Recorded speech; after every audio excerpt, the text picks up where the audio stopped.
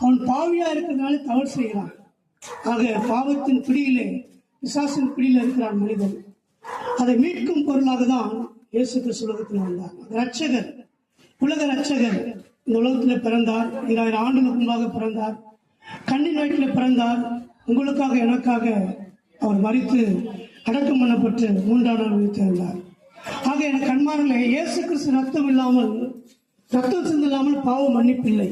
ஆக பாவத்தை போக்கக்கூடிய, பாவத்தை மன்னிக்கக்கூடிய ஒரு நபர் இருப்பாரானால் அவர் நம்முடைய ஆண்டவராக இயேசு கிறிஸ்து. அவர் தான் அழைக்கிறார். ஆகவே அந்த அழைப்பை கேட்டு வரும்போது நம்ம பாவங்கள் எல்லாம் மன்னிக்கப்படுகிறது, நம்ம நோய்கள் எல்லாம் தீர்க்கப்படுகிறது. ஆண்டவர் ஆறுதல் அளிக்கிறார், சமாதானத்தை தருகிறார், சந்தோஷம் தருகிறார். நம்ம ரட்சிப்பை இழக்கவே கூடாது. ஆனால் அதை இழந்தோமானால் அதை விட ஒரு கொடுமை உலகத்தில் இல்லை எனக்கு அன்பானவர்களே. ஆகதான் இந்த அழைப்பு ரொம்ப முக்கியம், இந்த செய்தி ரொம்ப முக்கியம்.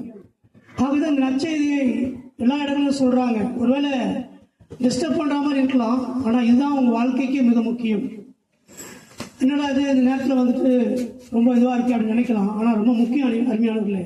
இந்த வார்த்தை கேட்கும் போது என்ன நடக்குதுன்னா, இயேசு விசுவாசம் வருகிறது. விசுவாசம் வந்துன்னா அதன் மூலமாக ரட்சிப்பு வருகிறது.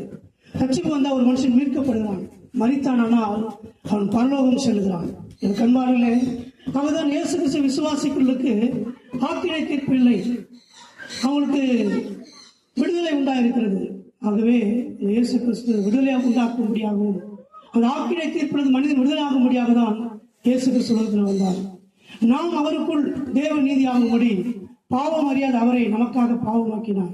என் கண்பானவர்களே, நாம் தான் தண்டிக்கப்பட வேண்டும். இந்த உலக